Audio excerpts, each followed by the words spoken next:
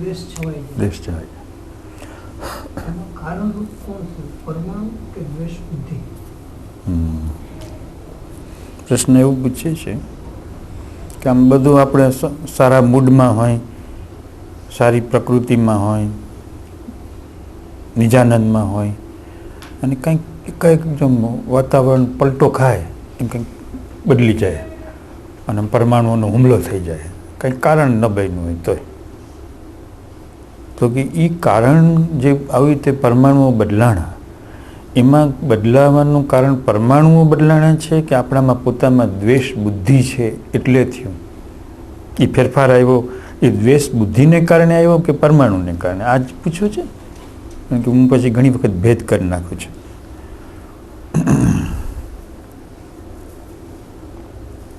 બરાબર, તમે સમજી ગયા ને? બરાબર. હજી હું જાણતો નથી એમાંથી શું આવશે, પણ કંઈક આવશે સારું. એને જે પ્રશ્ન કીધો એ બરાબર સેટ થઈ ગયો ને, કે કેટલીક વખત આપણે આમ સારા સ્વભાવમાં, સારા મૂડમાં, બીજા કે આમ બહુ સારા મૂડમાં છે, સારા ભાવમાં છે, અને એકાએક પલટો આવે, માવઠું આવી પડે એમ, પ્રકૃતિ એકદમ ગરમ થઈ જાય, પરમાણુઓ બધા હલચલ થઈ જાય. તો હવે એ જે ફેરફાર થયો એ કંઈક પરમાણુઓની નદીની ધારાની જેમ કંઈક ગતિ આવી, ધારા આવી, કે મારી દ્વેષ બુદ્ધિ છે એટલે થયું? હવે જ્યારે કોઈ મારી સમક્ષ હાજર ન થયું હોય અને હું એકલો છું, અથવા તો હાજર થયેલા માણસે કોઈ પણ પોતાના પરમાણુઓની સક્રિયતા પ્રગટ કરી નથી,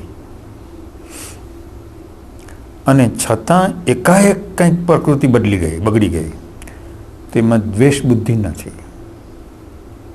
એ પરમાણુઓનો કાળ હોય છે, એનો કાળ હોય છે.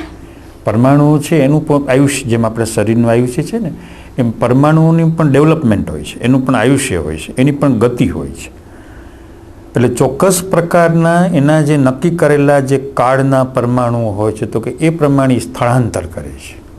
તમે એકને એક મૂડમાં 24 કલાક ન રહી શકો, ભલે એકલા બેઠા હો આકાશ સામે કે દરિયા સામે કે ભગવાન સામે તીર્થમાં, પણ એકને એક મૂડમાં તમે બેસી જ ન શકો. કોઈ તમને પરેશાન ન કરે, કાંઈ ન કરે, કંઈ ચોક્કસ, પણ તમે એકને એક, કારણ કે અંદર પરમાણુઓ ગતિશીલ છે. જેમ આકાશ બધું ગતિશીલ છે, ગ્રહ નક્ષત્ર તારાઓ એ બધું ગતિશીલ છે. એટલે એ જે ફરે એના ઉપર તમારી પ્રકૃતિ ફરે, પરમાણુની જ પ્રકૃતિ બનેલી છે, તેમાં તમારી પ્રકૃતિ ફરે. તો કે હવે એમાં ઘણા લોકો પોતાની જાતને દોષ દે છે, આવો મારો સ્વભાવ, આટલા વખતથી સત્સંગ કરું છું, શું વાતોમાં કાંઈ મેં ઉકાળ્યું નથી, આવું છે. પણ તો એને વિજ્ઞાન સમજ્યા નથી, એ દ્રષ્ટિ સમજ્યા નથી. જે આપણો એના ઉપર કંટ્રોલ ક્યાં છે? પરમાણુ પર જો કંટ્રોલ હોય તો પ્રશ્ન જ ક્યાં હતો? આપણું એના પર કંઈ નિયંત્રણ નથી. આપણે માત્ર એના જ્ઞાતા દ્રષ્ટા થાય. જો જ્ઞાતા દ્રષ્ટા થાય એટલે સંબંધ તૂટી ગયો. અને જેમ શેરીમાં કોઈ ટ્રાફિકનો અવાજ આવતો હોય તો આપણે કંઈ ખીજાઈ ન જાય કે વાહનો પસાર થાય છે, સ્કૂટરો પસાર થાય છે, મોટરો પસાર થાય છે, તો પરમાણુઓ પસાર થાય છે. હું જ્ઞાતા દ્રષ્ટા, તો વ્યક્તિને આતંક ન ઊભો થાય. એટલે કહીએ છીએ કે જ્ઞાન મેળવી લેવું જરૂરી છે, કે જ્ઞાનથી આતંક ન થાય.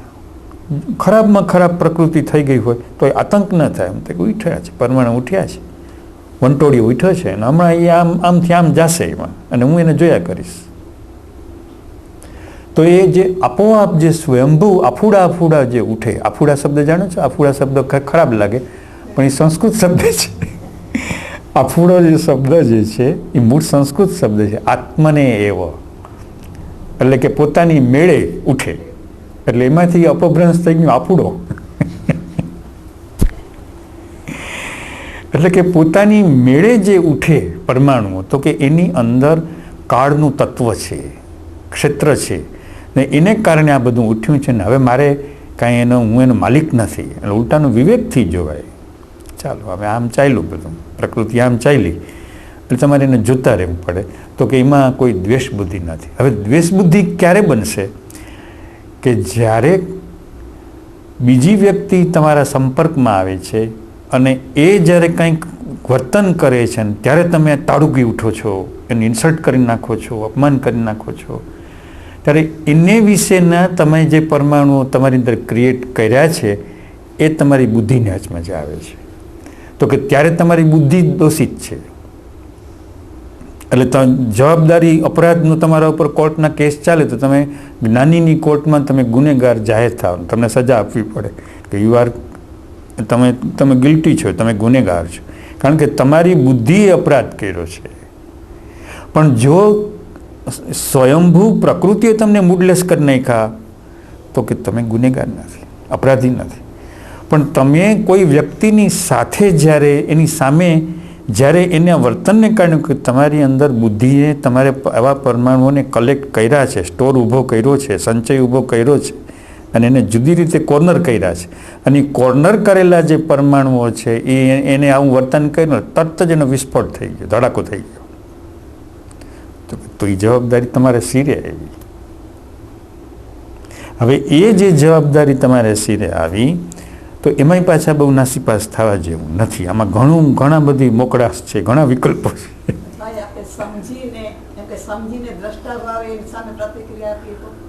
હું કહું એમાં જ હું આવું છું, એ લાઈનમાં જ હું આવું છું. મેં કીધું ને આમાં ઘણા વિકલ્પો છે, આમાં ઘણા રસ્તા છે, આમાં ઘણા રસ્તા છે. એટલે બહુ મૂંઝાઈ જવાની જરૂર નથી, ગભરાઈ જ માત્ર સમજણથી બધું થઈ જાય એવું છે. આમાં કાંઈ કરવું ન પડે, સમજણથી બધું થઈ જાય. સમજી લઈને, ભાણ સાહેબનું વાક્ય છે, સમજી લઈને સૂઈ રહે તો તારે કરવું નથી કાંઈ. ખંભા લીડા ગામમાં એ ભાણ સાહેબ 1.5 થી 8 કિલોમીટર ભાણ સાહેબ થઈ ગયા. એનું વિધાન છે, ગામના ભાણે જ હતા એટલે ભાણ સાહેબ કહેવાતા હતા. તો કે સમજી લઈને સૂઈ રહે તો તારે કરવું નથી કાંઈ. તો કે જો તને સમજણ મળી જાય તો હવે તારે શું કરવું? કે સમજણ પોતે જ કરવાની છે, તારે શું કરવાનું છે? તું કરી હક કંઈ પરમાણુને કંઈ હાથ અડાડી હક? તારી તેવડ છે? તારે પોતાના જ પરમાણુ તારો હાથ ન અડે, તું કાંઈ ન કરી હક, તારી બુદ્ધિ ન પહોંચે. પણ સમજણ પહોંચી જવાની છે, એ પરમાણુની ગળચી પકડી લેવાની છે સમજણ એને. એ ખબર ન પડે એવી તેનો લીસોટો નીકળવાનો સમજણનો, અને પરમાણુને સીધો લીસોટો મારી દેશે. સમજી લઈને સૂઈ રહે તો કરવું નથી કાંઈ. તારે કાંઈ કરવું નહીં, ચાદર પડ્યું સૂતો રહે. સમજ્યા જ કર, સમજ્યા જ કર, સમજ્યા જ કર.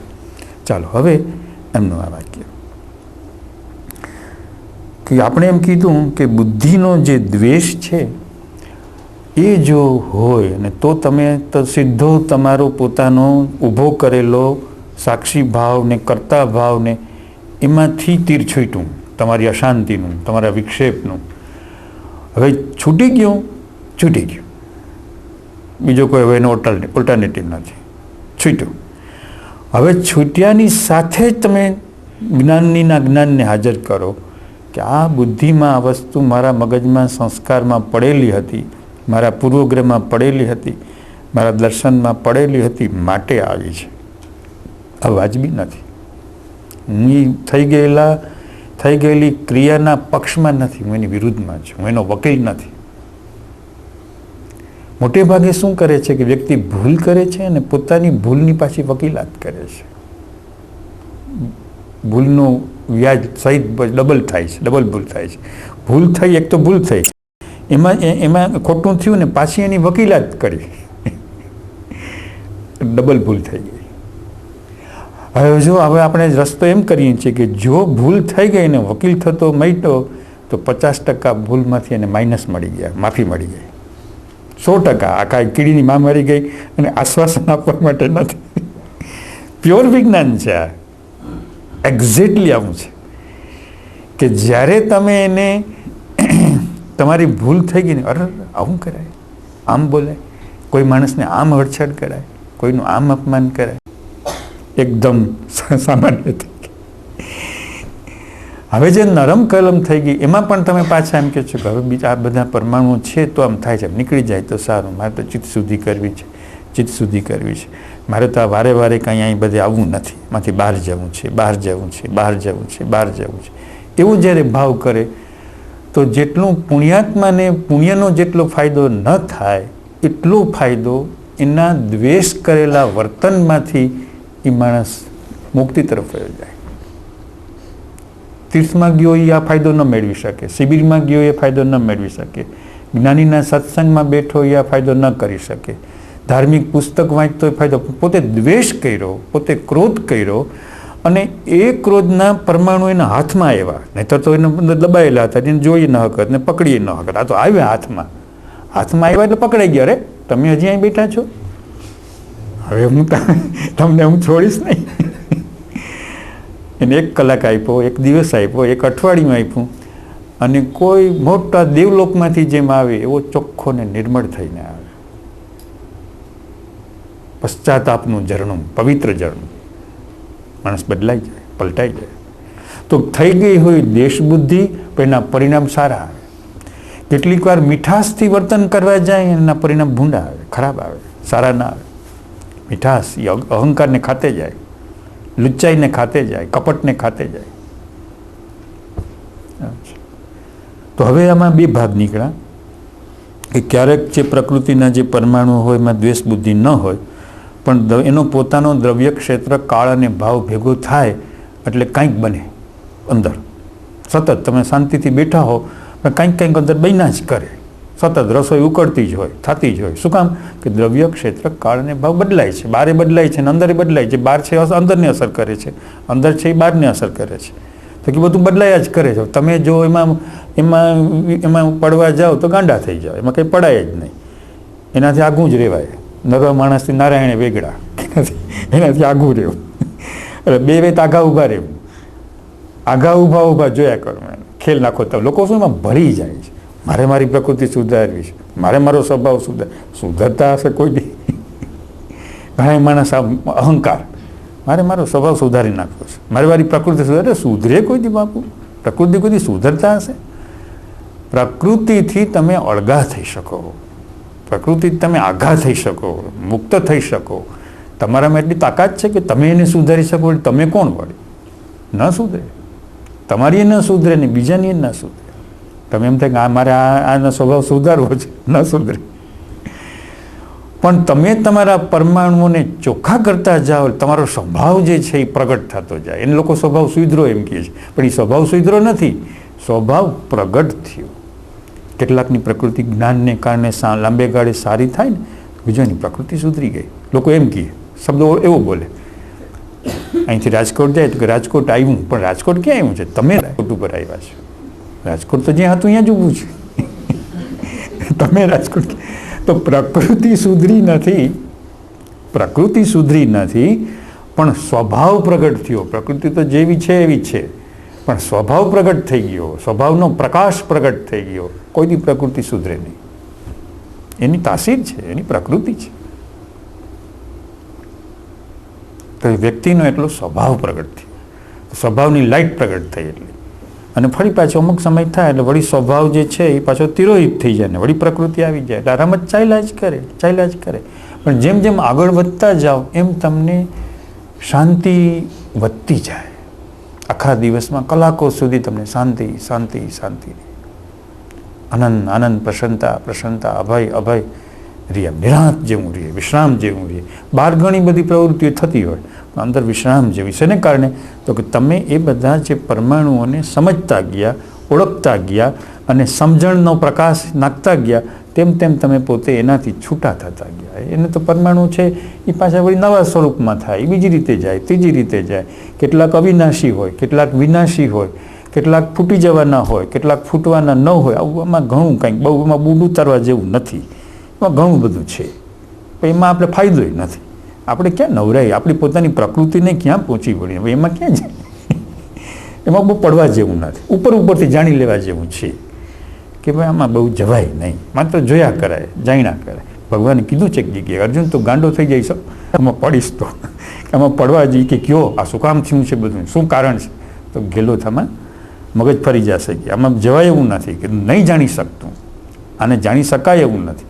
તું એનાથી અળગો થઈ જાય, તું એનાથી આઘો થઈ જાય, આઘો ઊભો રહે. એમાં પડમાં આઘો ઊભો જોયા કર. આઘો ઊભો જોઈશ તો તારે એને કંઈ સંબંધ નહીં. એ એના ક્ષેત્રમાં, તું તારા ક્ષેત્રમાં. અન્નમ જ્ઞાતા અને દ્રષ્ટા. સત્સંગમાં આવ્યા પછી જે પરિવર્તન આવે છે એ કયો સ્વભાવ? સત્સંગમાં આવ્યા પછી પરિવર્તન આવે છે. મતલબ કે સ્વભાવમાં બધી રીતે કઈ કયો સ્વભાવ?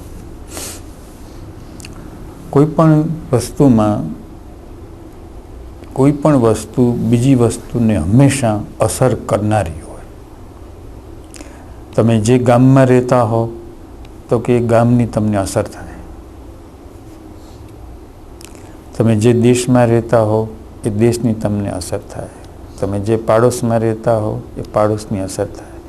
તમે જે ઘરના માણસો સાથે રહેતા હો તમને એની અસર થાય. તમે જે ભણતા હો એની તમને અસર થાય. એટલે દરેક વસ્તુ બીજી વસ્તુને અસર કરે છે અને વાતાવરણનું સર્જન કરે છે.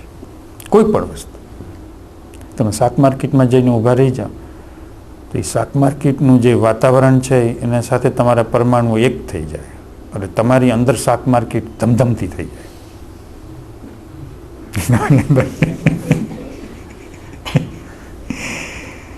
તમે રેલવે સ્ટેશન પર જઈને ઊભા રહી જાઓ, તમે કોઈ ભીડભંજન મહાદેવના મંદિરમાં જઈને ઊભા રહી જાઓ તો અંદર જે ઘંટારવ થતો હોય, દર્શન થતો હોય તમારી અંદર થવા માંડી જાય.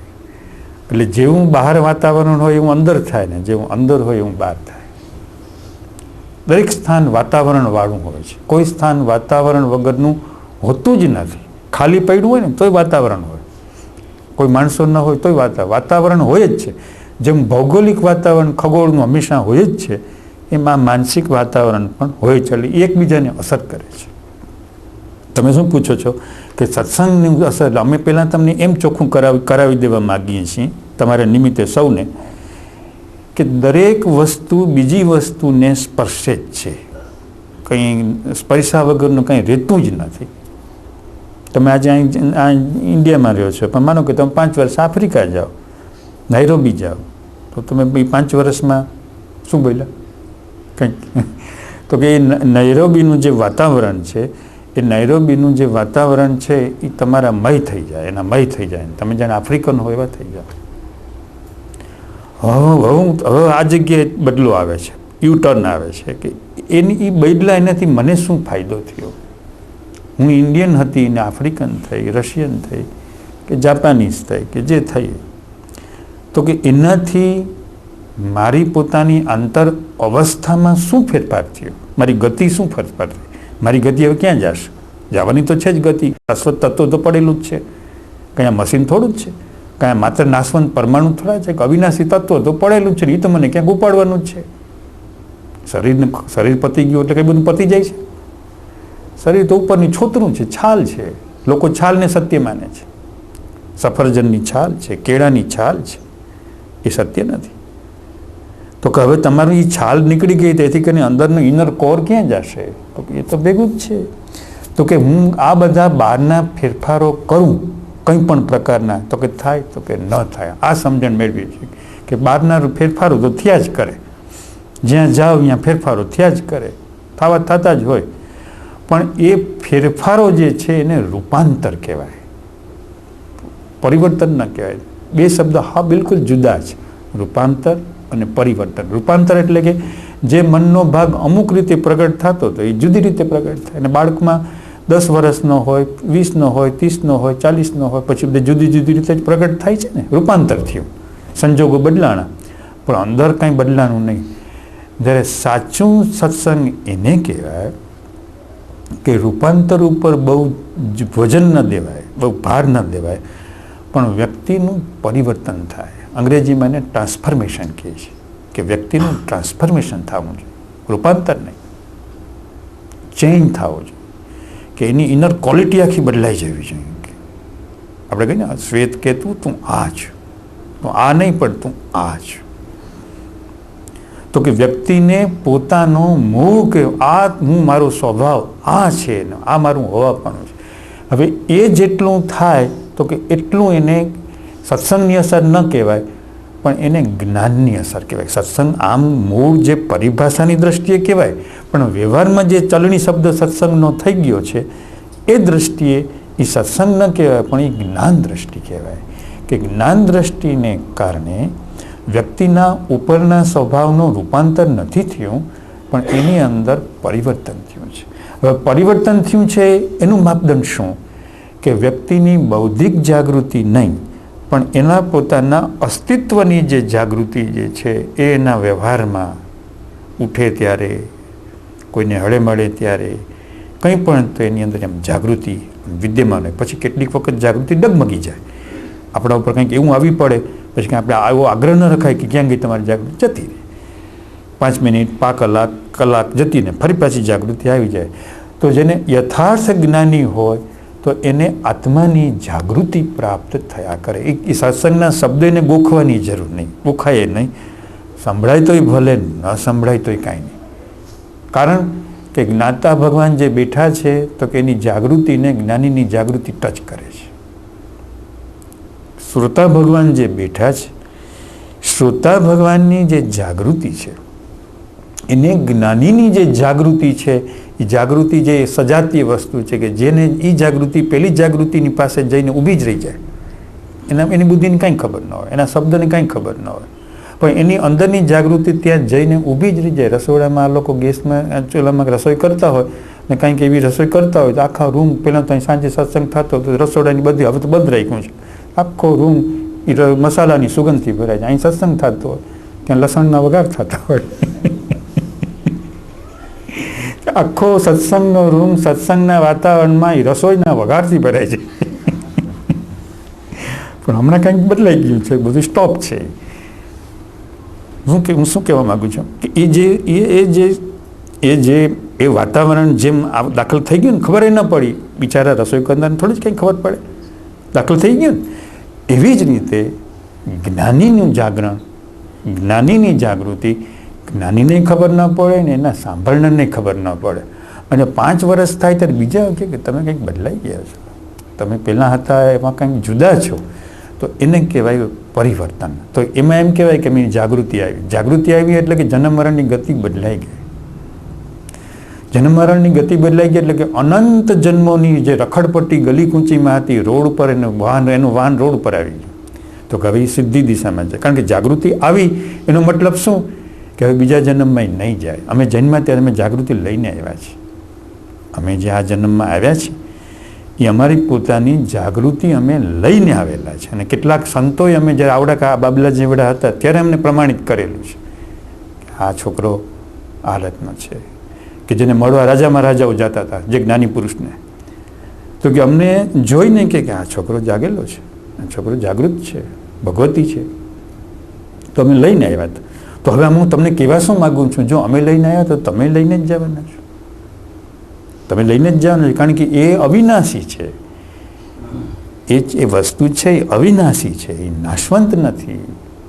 તો કે એ જાગૃતિ જે છે એને કારણે વ્યક્તિના ધીમે પછી હવે એને કેટલું પાણી નાખે છે, કેટલી હવા આપે છે, કેટલો પ્રકાશ આપે છે, કેટલું ખાતર આપે છે, એમાં દરેકનું પાછું જુદું જુદું આવે.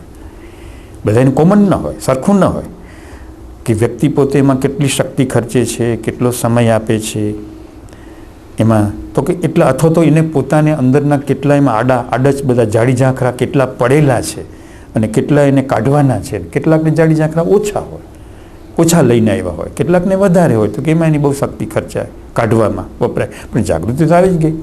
કેટલાકને જાડી ઝાંખરા ન હોય પણ મસ્તરામ હોય, આયલા જાય છે, ચાલે છે, થાય છે, બને છે, બહુ ધીમી ગતિએ ના સમાચાર હોય કે ધીમે ધીમે ધીમે ધીમે જતા હોય, તો એમ વાર લાગતી હોય.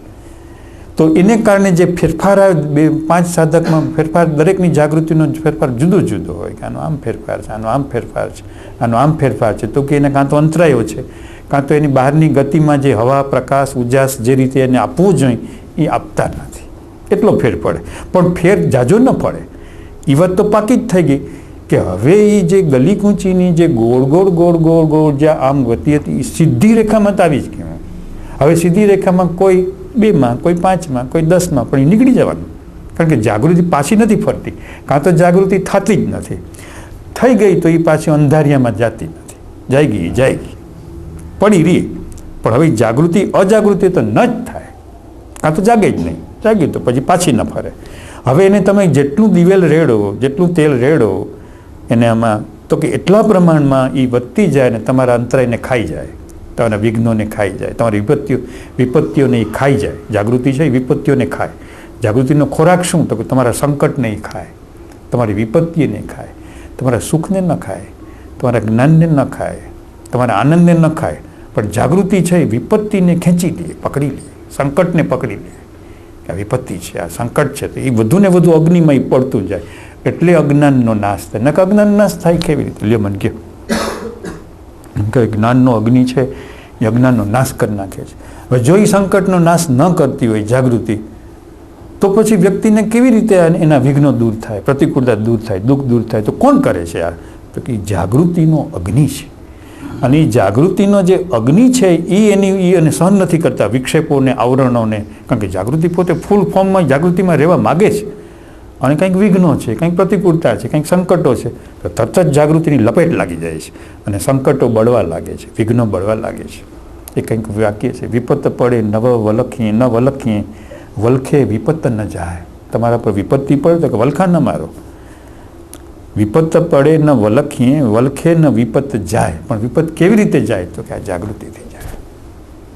એવું કંઈક છે. તો હવે આ પ્રશ્નમાં આવો.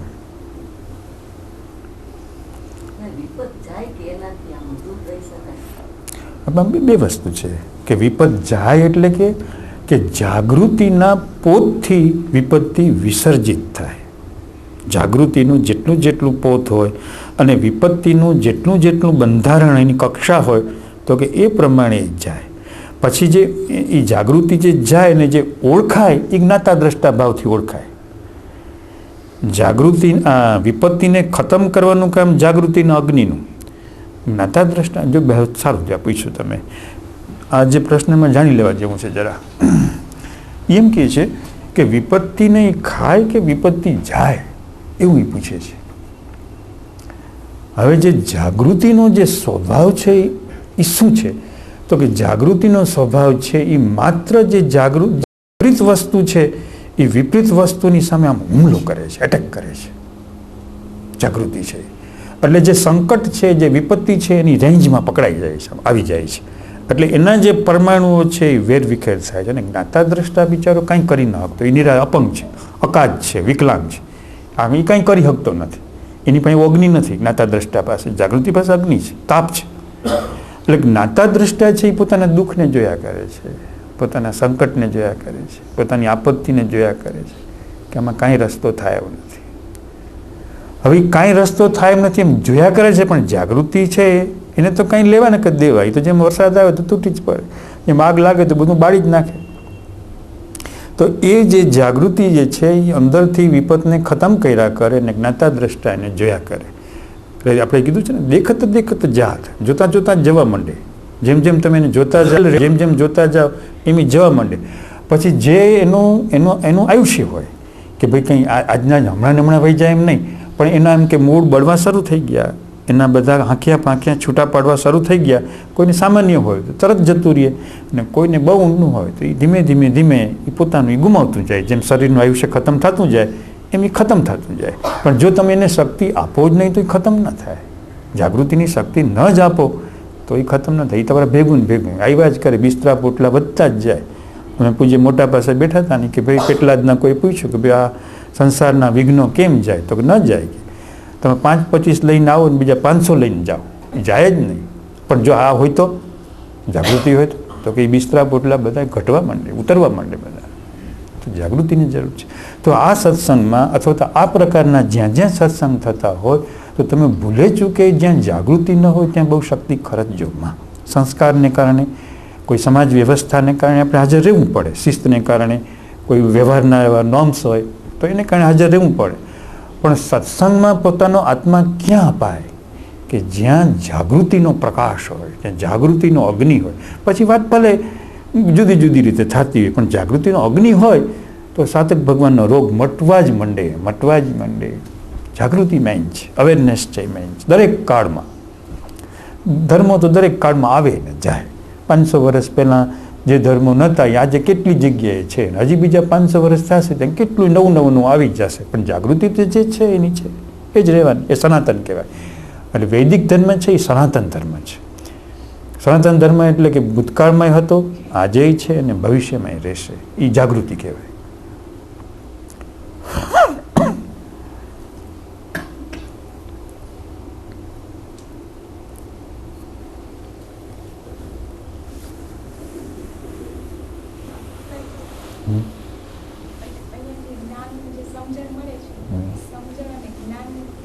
સત્સંગમાં રાખીને આપણે ચિત્તને જે લૂઝ મૂકીએ ને જોઈએ કે આ છે અથવા તો એ દરમિયાનમાં જે અંતરાયો દેખાય છે એ જોઈ શકાય. અંતરાયો ને જે કાંઈ ચિત્તમાં જે કાંઈ હાલતું હોય જ્યાં જાય ત્યાં જે કાંઈ થતું એ કહે છે કે જે યથાર્થ સત્સંગ થતો હોય, યથાર્થ જાગૃતિનું વાતાવરણ હોય, યથાર્થ જ્ઞાતા દ્રષ્ટાનું વાતાવરણ હોય, એને કારણે જે શ્રોતા ભગવાન હોય એની સમજણ વિકાસ પામતી હોય અને પૂરેપૂરો વ્યક્તિ જેમ વિદ્યાર્થી પરીક્ષામાં પાસ થવા કોશિશ કરે એમ સત્સંગ સિવાયના સમયમાં પોતાના બધા પ્રસંગોમાં, બધા વ્યવહારોમાં સજાગ રહીએ, જાગૃત રહીએ. જેટલો વખત ભૂલી જાય એટલો વખત માફ. એમાં કોઈ સજા નહીં, એનો કોઈ આગ્રહ નહીં, પણ પાછું યાદ આવી જાય એટલે વળી શરૂ, વળી કલાક 2 કલાક ભૂલાઈ જાય તો માફ, વળી શરૂ. એવું જો કરે જાગૃતિનો અભ્યાસ તો એને અંતરાયો દેખાય કે કેમ, તો એ બળે. તો કે એવી રીતે જ્યારે પોતે પોતાની જાગૃતિ છે એટલે એને પોતે કયા કારણસર પોતાની પ્રકૃતિ આવી છે, શું કારણસર એનો સ્વભાવ આવો છે, એ સીધો એને પોતાના જેમ અરીસામાં જેમ મોઢું દેખાય એમ એને બહાર ઝળકે. પછી ઝળકે ભલે બુદ્ધિમાં, પછી કંઈ નવી બુદ્ધિ ના આવે, કંઈ એ આ જ બુદ્ધિનું આ જ કાઠું હોય, પણ ખબર પડી જાય કે મને બુદ્ધિમાં જે બીજું બધું સમજાય છે એ વિચારોનું સમજાય છે, પણ આ વસ્તુ અમે જે બોલીએ છીએ અમને ખબર પડી જાય કે અમે જે જવાબ આપીએ છીએ એ અમારી સ્મૃતિમાંથી નથી આવતો. અમને ખબર પડી જાય બુદ્ધિમાંથી નથી આવતો. કે જો કોઈ પ્રશ્ન પૂછે ને અમે જવાબ આપીએ આમ અમારી અંદર આમ જેમ અરીસામાં કેમ વસ્તુ મોઢું દેખાય આમ ઝળકે, એટલી ચિત્ત શુદ્ધિ કહેવાય. એ સ્મૃતિમાંથી નથી આવતો. પછી સ્મૃતિ એને શબ્દોથી પકડી લઈએ, બુદ્ધિ એને શબ્દોથી, વિચારથી, તર્કથી પકડી લઈએ, પણ એ જે ગાડી આવે એ બુદ્ધિમાંથી ના આવે, એ અંતઃકરણમાં આમ ઓલ ઓફ સડન એકાએક વસ્તુ આમ આવે, દેખાય. તો એ શેને કારણે? તો કે જાગૃતિ છે માટે છે, ચિત્ત શુદ્ધિ છે માટે છે. ચિત્ત શુદ્ધિ અને જાગૃતિને કારણે અંદર જે વસ્તુ હોય એ બધી ઉખડતી વસ્તુ આમ દેખાય. એટલે આત્માનો શું સ્વભાવ છે કે સ્વપ્રકાશક, પરપ્રકાશક. આત્માના 2 ગુણ જાણી લ્યો. આ પ્રશ્ન નિમિત્તે તારા મગજની અંદર આ સેટ કરી લ્યો કે આત્માના 2 ગુણ, સ્વપ્રકાશ અને પરપ્રકાશ. સ્વપ્રકાશ એટલે કે એને પોતાનો જે સ્વપ્રકાશ છે તો કે એ પણ આત્મા પોતે એને જાણે. લ્યો, આ લાઇટ છે એ કંઈ લાઇટ આપણને લાઇટ આપે છે, પણ લાઇટને પોતાને ખબર છે કે હું આ લાઇટ છું, આ પ્રકાશ છું. સૂર્ય આપણને પ્રકાશ આપે છે, પણ સૂર્યને ખબર છે કે હું આટલો બધો મોટો પ્રકાશ આપું છું? આત્માને છે. તો કે આત્માને પોતાને ખબર છે, જાણે છે, નોલેજ કે હું આ સ્વપ્રકાશક છું. અને બીજું એ પ્રકાશ બીજું કામ શું કરે છે? પર ઉપર પ્રકાશ ફેંકે છે. એટલે કે તમારા વિઘ્નો ઉપર પ્રકાશ ફેંકે છે, તમારી પ્રકૃતિ ઉપર પ્રકાશ ફેંકે છે, તમારા પરમાણુઓ ઉપર પ્રકાશ ફેંકે છે. 2 જગ્યાએ. એક તો પોતે સ્વપ્રકાશનું સુખ પ્રગટ કરી રહ્યો છે, આનંદ છે. હવે કંઈ જોવાનું નથી તો એ પોતાને આનંદ. કંઈક જોવા જેવું છે તો આત્મા તરત જ એના પર લાઇટ ફેંકે. તમે કંઈક પ્રશ્ન પૂછો તરત આત્મા એના પર લાઇટ મૂકે છે કે આમાં અમારી સ્મૃતિમાં કાંઈ ઠેકાણું નથી, એ જાણનાર જાણે છે, પણ તરત જ લાઇટ ફેંકે કે વસ્તુ આ છે.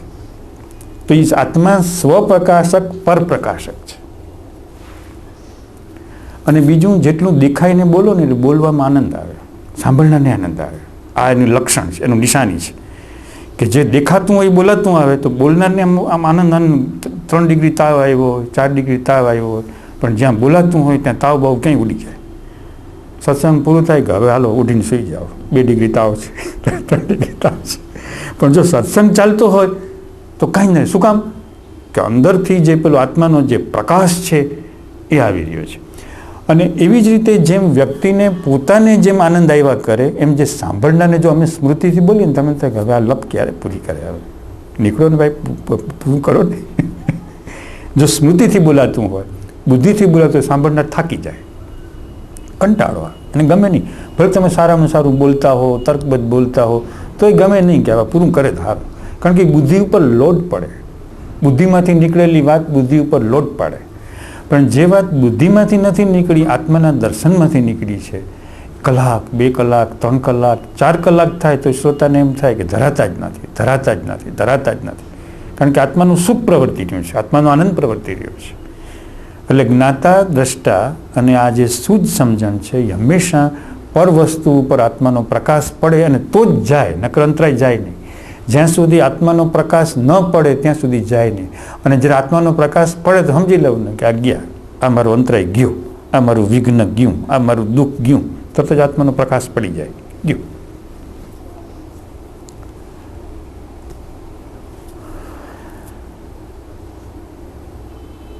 હા, શ્રીમદ રાજચંદ્રનું એક વાક્ય છે કે કર વિચાર તો પામ.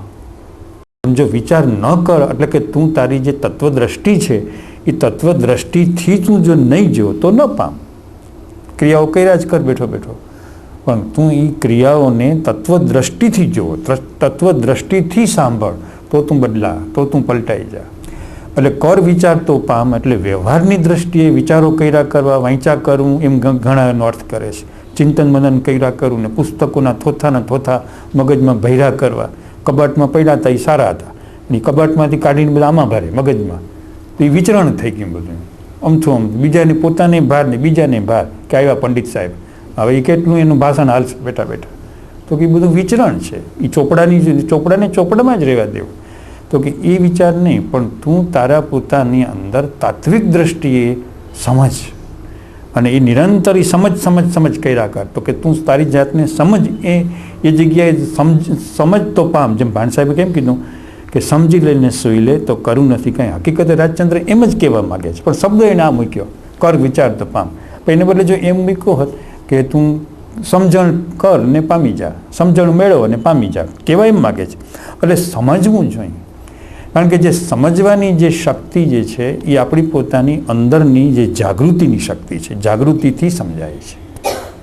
સમજણ કે આ માણસ સમજેલો છે, આ માણસ સમજેલો છે.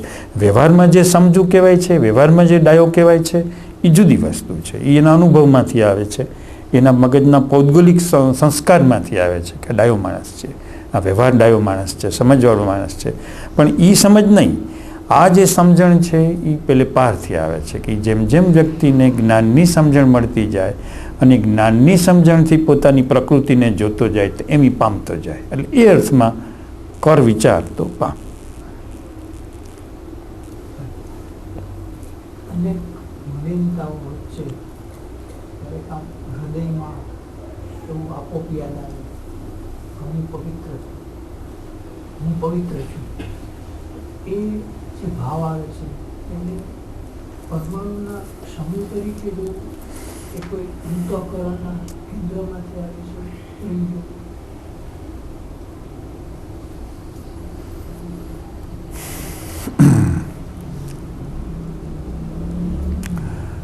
માંથી પણ કંઈક સારી એવી લાઇટ મળશે. ઘણી વખત પ્રકૃતિની આપણે અનેક પ્રકારની મલિનતાઓ, દોષો પડેલા હોય છે. કોઈ વ્યક્તિ પ્રકૃતિની મલિનતાવાળો ન હોય હું તો બને જ નહીં. અનેક પ્રકારની પ્રકૃતિના દોષો અને પ્રકૃતિની મલિનતા આપણી અંદર ભરી પડી જ હોય, ખૂબ ખૂબ ઠાંસીને. પણ છતાંય કોઈક એવો પ્રતાપ ઊભો થાય અને અંદરથી આમ ખરેખર આપણને આમ રિયાલિટીથી, દમથી કે પાખંડથી નહીં, પણ સચ્ચાઈથી એમ લાગે કે મારામાં નિર્મળતા છે, મારામાં પવિત્રતા છે, મારામાં સાદાઈ છે અને સારી એવી છે, એવું ઘણી વખત આપણામાં એવો ભાવ પેદા થઈ જાય કે આમ હઠાયું વઠે નહીં, ખેસવો ખસે નહીં, હું બહુ પવિત્ર માણસ છું, હું બહુ પહોંચેલો માણસ છું, હું બહુ આગળ વધેલો માણસ. એટલે આ બાબતમાં, નિર્મળતાની બાબતમાં, જ્ઞાનની બાબતમાં, વ્યવહારની બાબતમાં નહીં. હવે એમ કહે છે કે એ કોઈ પરમાણુઓમાંથી આવે છે, કોઈ અંતઃકરણના પેલા પ્રકાશમાંથી આવે છે, શેમાંથી આવે છે? આ ખ્યાલ તમે બધા બરાબર પકડી લીધી છે ને, વાત સમજી લીધી. કારણ ઘણા લોકોને આ સમસ્યાઓ આવશે, પાખંડના પ્રશ્નો ઊભા થશે, દમના પ્રશ્નો ઊભા થશે, જ્ઞાની છું એમ થશે, હું વક્તા છું એમ થશે, હું ચાર માણસોને સમજાવી શકું છું એમ થશે, આશીર્વાદ દેવાની ઈચ્છા થશે, કોઈ પગમાં પડે એવી ઈચ્છા થશે, માથે હાથ મૂકવાની ઈચ્છા થશે, આવું બધું થાય.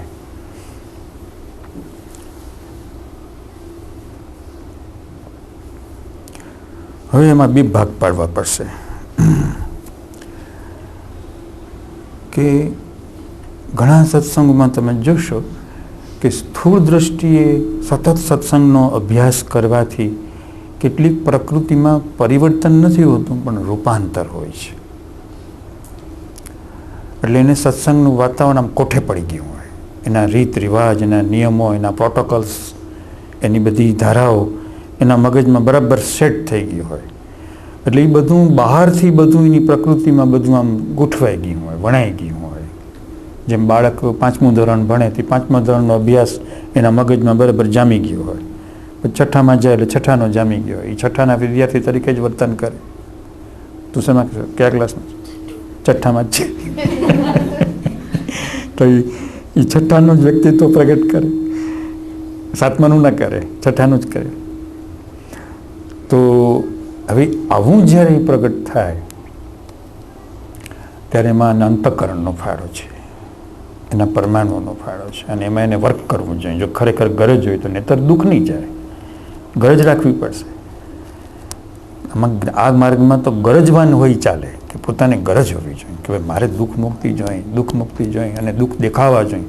આમ દુઃખ, શરીરના દુઃખ, મનના દુઃખ, સંબંધના દુઃખ, વ્યવહારના દુઃખ, કુટુંબના દુઃખ, કુટુંબમાં ક્લેશ, વ્યવહારમાં ક્લેશ, પાડોશમાં ક્લેશ, ચારે કોર ક્લેશ. આ દુઃખમાંથી કેમ જીવાય? એ ગરજ માટે હું જ્ઞાનમાં છું, માટે હું અજ્ઞાન દૂર કરવા માગું છું. અજ્ઞાનીને આવો જ માણસ ગમે, એને કોઈ બહુ ફેશન બેશન બહુ ગમે નહીં. એને તો આવું જ જોઈએ એને, કે એને અંદરથી આમ ઝલવલાટ થવો જોઈએ કે મારે આમાંથી બહાર નીકળવું છે, દુઃખમાંથી બહાર આવવું છે. હવે જો એવું હોય અને વ્યક્તિની અંદર ખરેખર પરિવર્તનની હવા ઊભી થઈ ગઈ હોય, એના બીજ પડી ગયા હોય, તો એનો નાનકડો જે આપણે બિલોરી કાચમાં જોઈએ તો કેમ વસ્તુ એકદમ બહાર મોટી મોટી દેખાય, વિરાટ દેખાય, તો એ અંદર જે અંદરની જે ચિત્તશુદ્ધિનું જે પૂતગલ જે થયું, તો કે એને કારણે જે એને અનુભૂતિ થાય, એનો ખરેખર એમ થાય કે હું બહુ જ આગળ વધી ગયો છું, ઘણો બધો મને પ્રકાશ થઈ ગયો છે, ઘણો બધો હું જ્ઞાનમાં આગળ વધી ગયો છું. હવે આ છે એને ખોટું નથી માનવામાં આવતું, કે એ વધારે પડતું થતું હોવા છતાં, અતિરેક થતું હોવા છતાં એ વિજ્ઞાન જ એવું છે કે એને એમ જ દેખાડશે કે હું પહોંચી ગયો છું, હું પરમ સમર્થ છું. મોટી અવસ્થાએ પહોંચી ગયા હોય તો પણ એને આમ થવાનું છે, કારણ કે એ જેની નિર્મળતા છે ને આખા આધારમાં જેમ સૂર્યનો પ્રકાશ છવાઈ જાય ને ત્યાં કવરઅપ થઈ જાય છે, એની નિર્મળતા આમ છવાઈ જાય છે, પવિત્રતા છવાઈ જાય છે, એની સચ્ચાઈ આમ છવાઈ જાય છે, જ્ઞાનનો પ્રકાશ છવાઈ જાય છે. એટલે એટલો બધો છવાઈ જાય છે કે હવે એને ક્યાંય આમ કાળું ધાબું દેખાતું જ નથી, કાંઈ અંધકાર દેખાતો જ નથી. તો નિર્દોષ છે, નિખાલસ છે, સરળ છે. એટલે પછી બીજા માણસો કહે કે એવું કંઈ છે નહીં, પણ બિચારા ભોળા છે એટલે આવું બોલ્યા કરે છે, આવું કંઈ છે નહીં. એટલે હવે જોનારા છે એ પણ સાચા છે, અને અનુભવનારા છે એ પણ સાચા છે. બે વસ્તુ સાચી છે.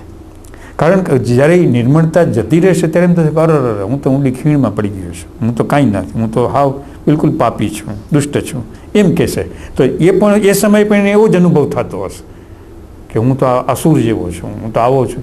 એ સમયે પણ એવો જ અનુભવ પૂર્ણ રીતે થતો હશે. કારણ કે જે થાય અનુભવ એ પૂરેપૂરો આખો થાય, એટલે આખો એને રોકી લે, એના મનને આખો રોકી લે. તો આપ સમજી ગયા કે ઘણી વખત કેટલાક સાધકોને જ્યારે પોતાને અંદરથી એવી અનુભૂતિ થાય કે હું બહુ પવિત્ર છું, બહુ નિર્મળ છું, તો એમાં એનાથી ફાયદો થશે, નુકસાન નહીં થાય. કારણ કે પૂર્ણ અનુભવ છે એ નીચોવાઈ ગયો છે, તમારી અંદર ઉતરી રહ્યો છે. જેવું તમે માનો એવા થતા જાઓ કે હું બહુ પ્યોર છું, બહુ આગળ વધી ગયો છું, ખરો મને આનંદનો અનુભવ થાય છે, ખરી જાગૃતિ આવી ગઈ છે, ઘણું બધું થઈ ગયું છે, કામ થઈ ગયું છે. તો એ ભાવનાના પરમાણુઓ પાછા પલટાય, બદલાય નહીં, એને કારણે પાછી નવી શક્તિ લઈ આવે, નવી વસ્તુ લઈ આવે. તો એમાં સચ્ચાઈ છે, એમ માનવામાં અધિકાર છે. અને બહુ મોટા મોટા મહત પુરુષોએ એમાં સહી કરી છે. આ જે પ્રશ્ન પૂછ્યો છે એ અમને ખબર છે, બહુ મોટા મહત પુરુષોએ સહી કરી છે કે આવું સાધકોને થાય, અને એમાં વાંધો લેવો નહીં, કોઈ જાતનું ઓબ્જેક્શન લેવું નહીં. કારણ કે એ જે અનુભવની જે ચિનગારી છે એ છવાઈ જાય. કોઈ વખત બ્લેકઆઉટ હોય અને અગાસીમાં કોઈ ખાલી બાકસની દિવાસળી કરે તો એનો પ્રકાશ હવાઈ ચોકમાં જાય, દિગ્વિજય પ્લોટમાં જાય, દિવાસળી ખાલી ઠરી ગયેલી દિવાસળી ખાલી આમ થોડો ઘણો લાઇટનો પ્રકાશ મારતો હોય, એનો પ્રકાશ હવાઈ ચોકમાં સુધી, અહીં તમે અગાસીમાં રાખ્યો એનો પ્રકાશ ત્યાં દેખાય. તો એવી રીતે અંદર જે પ્રકાશ થયો હોય એટલો બધો મોટો થઈ જાય. તો અનુભવ ફીલ કરવું, તો એમાં કંઈ નુકસાન નથી. અંદર અનુભવ બહુ પ્રગટ ન કરવું, પણ અંદર અનુભવ ઘણી નિર્મળતા. ઘણી નિર્મળતા, ઘણી પવિત્રતા છે, ઘણું સારું કૃપા છે, બહુ મોટી કૃપા છે, બહુ મોટી કૃપા છે. તેમાં ફાયદો છે, નુકસાન નથી, 100%. હવે નુકસાન ક્યાં છે કે વ્યક્તિને ખરેખર જાગૃતિ આવી નથી, ખરેખર અંતરનું સુખ વધ્યું નથી, અંદર પ્રકાશ આવ્યો નથી, અંદર જાગૃતિ થઈ નથી. પણ કોઈક સત્સંગના એને 5 વર્ષ 10 વર્ષ 15 વર્ષ 20 વર્ષ કે જેટલા વર્ષ સખત અમુક પ્રણાલિકામાંથી ટીચાણી છે, એમાંથી કસાણી છે, પસાર થઈ ગઈ છે. એટલે એના મગજમાં ને મનમાં એ સત્સંગ વિશેની આખી એનામાં એક પ્રકારની જેમ સામાજિક સ્ટેટસ હોય અને સંસ્થાના મંત્રી હોય, સેક્રેટરી હોય, કેમ એને સત્તા આવી જાય, તો કે એવી એને સત્તાનો અનુભવ થાય. તો આ ખતરનાક વસ્તુ છે. હવે જશે ક્યાં? આમાં ઋષિનો એક શ્લોક છે કે જે વ્યક્તિ અજ્ઞાનમાં છે એ પ્રકાશમાં આવશે, પણ જે જ્ઞાનમાં છે એ મહાઅંધકારમાં જશે. અજ્ઞાનમાં છે એ જ્ઞાનમાં આવશે, કે જે ફીલ કરે છે કે હું તો અજ્ઞાની છું, હું તો અજ્ઞાની છું, માય બાપ મારું શું થશે, કેમ નીકળાશે, આ ભવાટવીમાંથી નીકળાશે કેમ, તો કે જ્ઞાનમાં આવશે. પણ જે એમ કહે છે કે હું તો જ્ઞાની છું, હું તો પહોંચી ગયેલ છું, તો કે ક્યાં જશે, તો કે હવે જ્ઞાનમાં નહીં જાય, મહાઅંધકારમાં જશે. જો કેવું એનું નિદાન સ્પષ્ટ છે કે મહાઅંધકારમાં જશે. કારણ કે એને પોતે કમ્પાર્ટમેન્ટ પાડી નાખ્યું કે હવે મારે કંઈ કરવાનું જ નથી, હું પહોંચી જ ગયો છું, મારે કંઈ અને જાગૃતિનો અંશ નથી, જાગૃતિનો અંશ નથી, અને છતાં મનથી માની લીધું કે હું તો કારણ કે નિરંતરનો એને માનસિક અભ્યાસ, બૌદ્ધિક અભ્યાસ, વિચારનો અભ્યાસ નિરંતર, તો એ ખોટું. તો એમાં મોટો ખતરો છે. એટલે જ્ઞાનીઓ કેટલાકને પોતાની નજીક ના આવવાથી, કારણ કે જેમ જેમ એની નજીક આવતા જાય તેમ એના મનમાં ભ્રાંતિ થતી જાય કે હું તો પહોંચી ગયો છું, હું તો પામી ગયો છું. એના મનમાં બધું એવું થવા માંડે, એવી બધી ક્રિયાઓ થવા માંડે. એટલે ભાગતા ફરે, આગા નાગા ભાગતા ફરે કે ભાઈ આ ખોટું થશે, આ ગેરવાજબી થશે. વ્યક્તિને પકડાશે નહીં કે ભાઈ ઓછું મળો, આગા રહ્યો, દૂર રહ્યો. તમારી જાગૃતિ કેળવો. શું કામ? કે જોઈમાં આમાં આવી જશે તો એના માટે પ્રકાશનો દરવાજો તો પરમેનન્ટલી બંધ થઈ જશે. તો મારા નિમિત્તે બંધ થયો, ખતરો દેખાય છે તો કે મારા નિમિત્તે પ્રકાશ બંધ થયો. બુદ્ધને આનંદનો આવો પ્રશ્ન થયો હતો. મહાવીર ભગવાનની સાથે નામ હું ભૂલી જાઉં છું હંમેશા. ગૌતમ મહાવીર ભગવાને શરીર છોડતી વખતે ગૌતમને બીજે ક્યાંક મોકલી દીધા હતા, બીજે જાઓ. કે મહાવીર ભગવાને મને આમ કહ્યું, કોઈ નહીં, ને મહાવીર ભગવાને મને એમ કીધું કે દૂર જાઓ. મહાવીર કે જરૂરી છે, એ અભ્યાસ જરૂરી છે, આ અભ્યાસને તોડવા માટે એ અભ્યાસ જરૂરી છે. પછી ગૌતમ મુનિ ખૂબ રોયા કે ઓહો, મહાવીર ભગવાનની તમારા પર કેટલી કૃપા કે હું અંધકારને માર્ગે જતો ન રહું અને પ્રકાશને માર્ગે જાઉં. એટલા માટે એણે આવું જીવતા ચામડી ઉતારવા જેવું કર્મ કર્યું કે મારાથી દૂર જતા રહો, આગા રહો. કારણ કે તમારે અંધકાર તમને લપેટી રહ્યો છે. હવે મારી વાણીની જરૂર નથી, તમને તમારી અંદરની જાગૃતિની જરૂર છે. તો આ વસ્તુ ખોટી, જે માનસિક પરમાણુઓને કારણે જે કેટલાક લોકોને દરેક તમે હું જે કહું છું તમે દરેક સંસ્થામાં જોશો. આ કાંઈ ગોતવા નહીં જવું પડે. ફાનસ લઈને, દીવો લઈને કોઈ પણ સત્સંગ તમે જઈને ઊભા રહી જાઓ, તમે દેખાશે આ બેઠા, આ સાહેબ બેઠા, આ સાહેબ બેઠા, આ સાહેબ બેઠા, ચારે કોઈ દેખાશે બધી જગ્યાએ જ્યાં જાશો અહીંયા. કે આણે માની લીધું છે કે હું આ ધર્મનો ધુરંધર છું.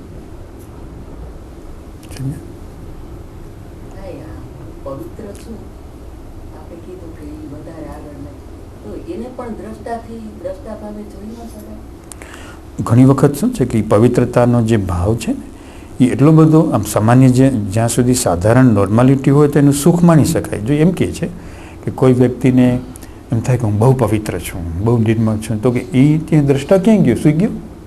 દ્રષ્ટા ક્યાં ગયો? તો કે એ જે સમયે જે પવિત્રતાનો જે ભાવ સામાન્ય રીતે જે અંદર આત્માનું સુખ મળતું હોય, સમજણનું સુખ મળતું હોય, તો દ્રષ્ટા અત્યારે તમને બધાને સમજણનું સુખ મળે છે, સમજણનો આનંદ આવે છે, સમજણની શાંતિ આવે છે.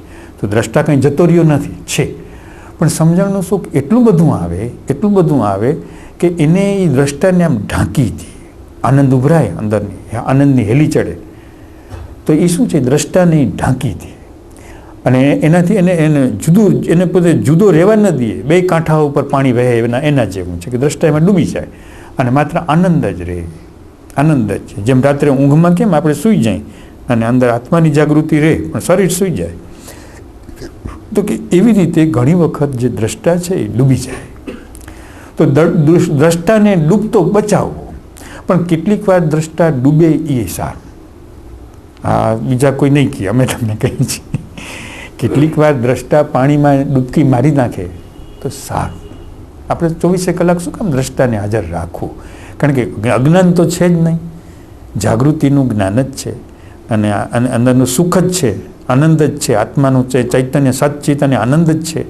તો કે આનંદનો ઓઘ ઉછળી રહ્યો છે અને એ આનંદના ઓઘ હવે જે દ્રષ્ટાનો તમારો જે આયાસ હતો, તમારો જે અભ્યાસ હતો, એ અભ્યાસની નાજુક જે પેલી લાઈન હતી એને છાલક મારી ગઈ હતી, આનંદની છાલક આવી ગઈ.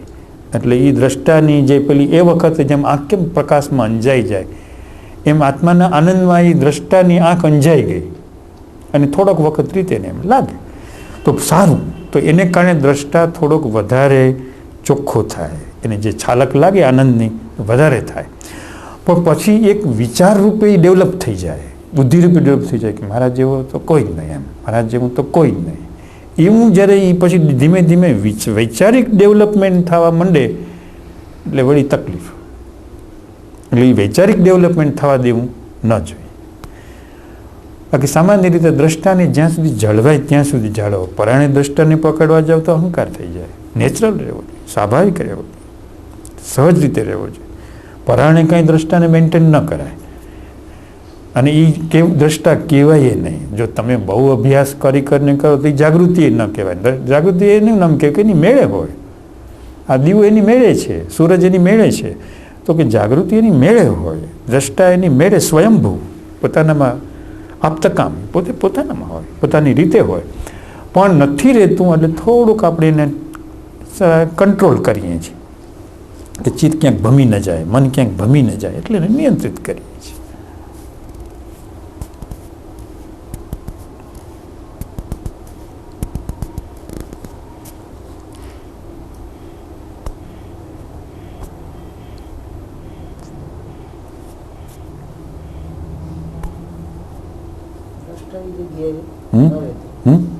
તો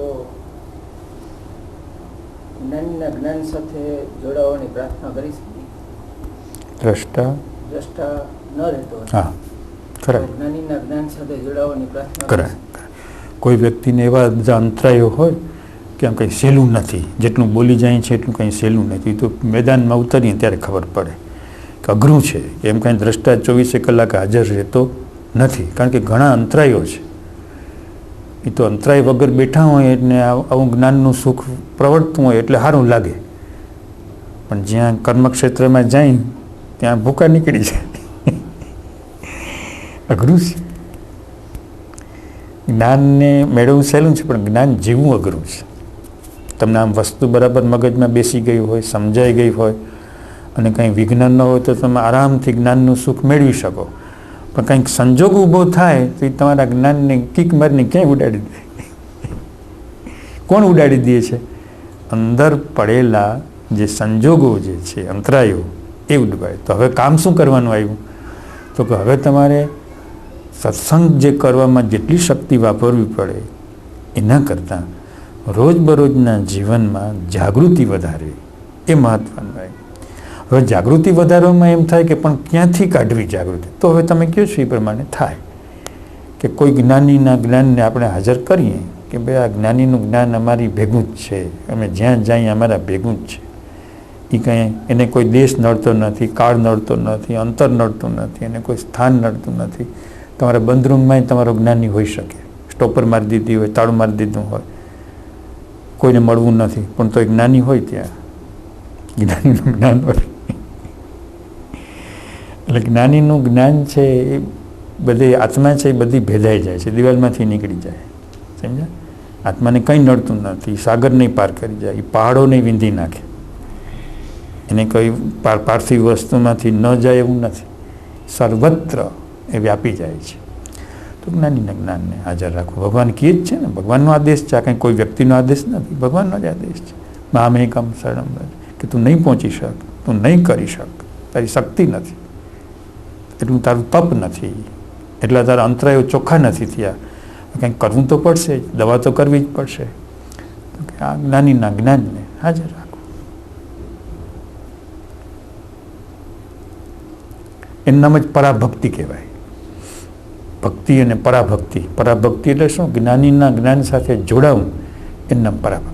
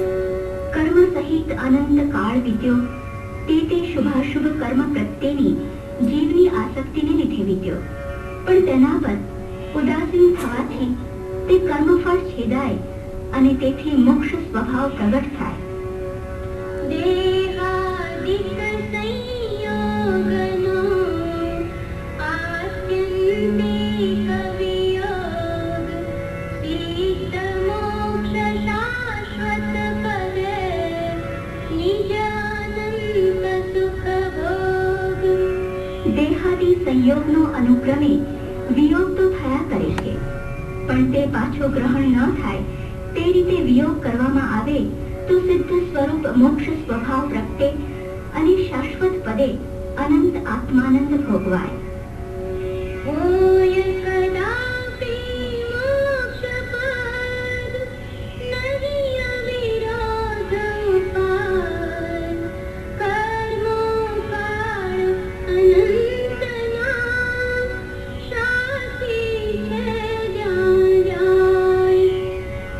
મોક્ષપદ કદાપી હોય તો પણ તે પ્રાપ્ત થવાનો કોઈ અવિરોધ એટલે યથાતથ્ય પ્રતીત થાય એવો ઉપાય જણાતો નથી, કેમ કે અનંત કાળના કર્મો છે તે આવા અલ્પ આયુષ્ય વાળા મનુષ્ય દેહથી કેમ છેદ્યા જાય?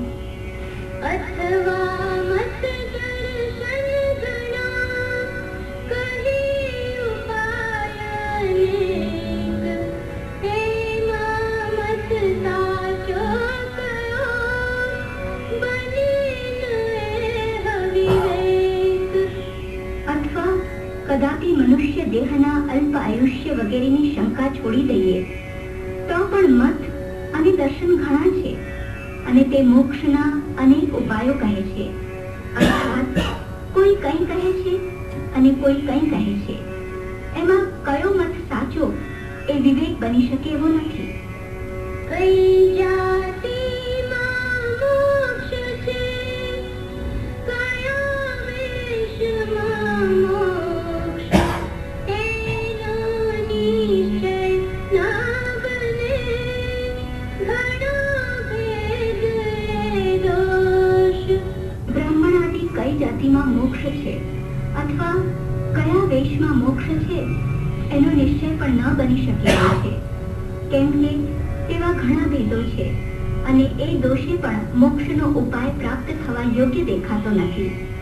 તેથી એમ જણાય છે, મળે ન મોક્ષ ઉપાય, જીવાદી જાણ્યા તણો, શોભકાર જ થાય. તેથી એમ જણાય છે કે મોક્ષનો ઉપાય પ્રાપ્ત થઈ શકે એવું નથી, માટે જીવાદીનું સ્વરૂપ જાણવાથી પણ શું ઉપકાર થાય? અર્થાત જે પદને અર્થે જાણવા જોઈએ તે પદનો ઉપાય પ્રાપ્ત થવો અશક્ય દેખાય છે. પાંચે ઉત્તરથી થયું સમાધાન સર્વાન, સમજો મોક્ષ ઉપાય તો ઉદય સદભાગ્ય. આપે પાંચે ઉત્તર કહ્યા, તેથી સર્વાંગે એટલે બધી રીતે મારી શંકાનું સમાધાન થયું છે. પણ જો મોક્ષનો ઉપાય સમજું તો સદભાગ્યનો ઉદય થાય. પાંચે ઉત્તરની થઈ આત્મા વિશે પ્રતિ, થાશે મોક્ષ ઉપાયની સહજ પ્રતીત રીત. પાંચે ઉત્તરની તારા આત્માની વિશે પ્રતીતિ થઈ છે તો મોક્ષના ઉપાયની પણ એ જ રીતે તને સહજમાં પ્રતીતિ થશે. અત્રે થશે અને સહજ એ બે શબ્દ સદગુરુએ કહ્યા છે તે જેને પાંચ પદની શંકા નિવૃત્ત થઈ છે તેને મોક્ષોપાય સમજવો કંઈ કઠણ જ નથી એમ દર્શાવવા તથા શિષ્યનો વિશેષ જિજ્ઞાસુપણું જાણી અવશ્ય તેને મોક્ષોપાય પરિણમશે એમ ભાસવાથી તે વચન કહ્યા છે એમ સદગુરુના વચનનો આશય છે. કર્મ ભાવ જ્ઞાન છે, મોક્ષ ભાવ નિજવાર, અંધકાર જ્ઞાન સમ, નાશે જ્ઞાન પ્રકાશ. કર્મ ભાવ છે તે જીવનું અજ્ઞાન છે અને મોક્ષ ભાવ છે તે જીવના પોતાના સ્વરૂપને વિશે સ્થિતિ થવી તે છે. અજ્ઞાનનો સ્વભાવ અંધકાર જેવો છે, તેથી જેમ પ્રકાશ થતા ઘણા કાળનો અંધકાર નાશ પામે છે તેમ જ્ઞાન પ્રકાશ થતા અજ્ઞાન પણ નાશ પામે છે. જે જે કારણ બંધના તેહ બંધનો પંચ, તે કારણ છે દસ દશા મોક્ષ પંથ ભવંત. જે કારણો કર્મબંધના છે તે કર્મબંધનો માર્ગ છે અને તે કારણોને છેદે એવી જે દશા છે તે મોક્ષનો માર્ગ છે, ભવનો અંત છે. રાગ દ્વેષ જ્ઞાન મુખ્ય કર્મની ગ્રંથ, થાય નિવૃત્તિ જે હતી તે જ મોક્ષનો પંથ. રાગ દ્વેષ અને અજ્ઞાન એનું એકત્વ એ કર્મની મુખ્ય ગાંઠ છે, અર્થાત એ વિના કર્મનો બંધ ના થાય, તેની જેથી નિવૃત્તિ થાય તે જ મોક્ષનો માર્ગ છે.